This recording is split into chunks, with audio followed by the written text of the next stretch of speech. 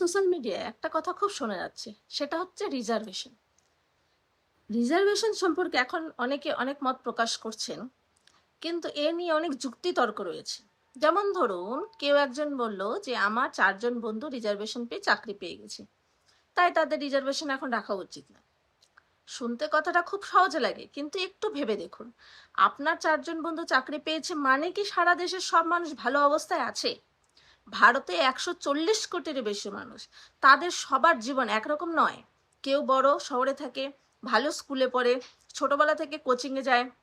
আবার কেউ এখন গ্রাম থেকে, যেখানে ভালো স্কুল নেই, ভালো শিক্ষা ব্যবস্থা নেই, বাড়তি কোনো পড়াশোনা করার সুযোগ নেই, টাকার অভাবে ছেলে মেয়েদের পড়াশোনা মাঝপথে ছেড়ে দিতে হয়। তাহলে সবার সঙ্গে কি একইভাবে প্রতিযোগিতা করা সম্ভব? এই কারণে রিজার্ভেশন চালু করা হয়েছিল। হ্যাঁ, কাউকে অন্যায়ভাবে এগিয়ে দেওয়ার জন্য নয়, বরং যারা অনেক বছর ধরে পিছিয়ে ছিল তাদেরও একটা সুযোগ দেওয়ার জন্য। ধরুন আপনার বাড়ির ছাদ থেকে জল পড়ছে, তাহলে কি আপনি পুরো ছাদটাই ভেঙে ফেলবেন, নাকি যেখানে জল পড়ছে সেই জায়গাটার মেরামত করবে? তাহলে যেই জায়গাটা সমস্যা আছে সেই সমস্যাটা সমাধান আপনি বের করবেন। আবার ধরুন একটা স্কুলে কয়েকজন শিক্ষক ঠিকমতো পড়াচ্ছেন না, তাহলে কি পুরো স্কুলটাই বন্ধ করে দিবেন, নাকি শিক্ষকদের বদলির ব্যবস্থা বা শিক্ষকদের নতুন শিক্ষক নিয়োগ করা এগুলো করবেন? রিজার্ভেশন নিয়েও যদি কোথাও সমস্যা থাকে, তাহলে সেই সমস্যার সমাধান করা উচিত। যারা ভুলভাল যুক্তি নিচ্ছে বা সুবিধা নিচ্ছে তাদের আটকানো উচিত। যারা সত্যি পিছিয়ে আছে তাদেরকে এই সুযোগের সুবিধা দেওয়া উচিত।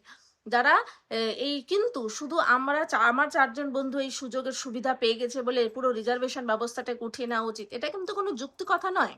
একজনের অভিজ্ঞতার পুরো দেশের বাস্তবতার মধ্যে পুরো পার্থক্য রয়েছে। দেশের আইন বা বড় সিদ্ধান্ত শুধু আমাদের আশেপাশের কয়েকজনকে দেখে নেওয়া যায় না। তার জন্য দরকার সবার কথা শোনা, সবার অবস্থা বোঝা, আর সঠিক তথ্য দেখা।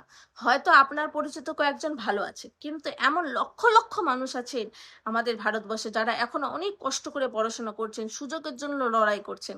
তাই কোনো বিষয় নিয়ে মতামত দেওয়ার আগে পুরো ছবিটা দেখা দরকার। রিজার্ভেশন থাকবে কি থাকবে না সেটা নিয়ে সবার আলাদা মত থাকতে পারে, সেটা একেবারেই স্বাভাবিক। কিন্তু সেই মত যেন রাগ বা আবেগ থেকে না আসে, সেইটা যেন আসে তথ্য থেকে, যুক্তি থেকে। রাগ আর আবেগের বশে যদি কোনো কাজ করা হয়, সেটা কিন্তু সবসময় একটু ভুল পদক্ষেপ নেয়। কারণ বড় সিদ্ধান্ত নেওয়ার সময় শুধু নিজের 4জন বন্ধুর কথা ভাবলে হবে না, পুরো দেশের মানুষের কথা আমাদের এখানে ভাবতে হবে। তাই প্রশ্ন করুন, আলোচনা করুন, নিজের মত বুঝুন, অন্যের মত বুঝুন, যুক্তি তর্ক দিয়ে এই সমস্যার সমাধানটা সম্ভব।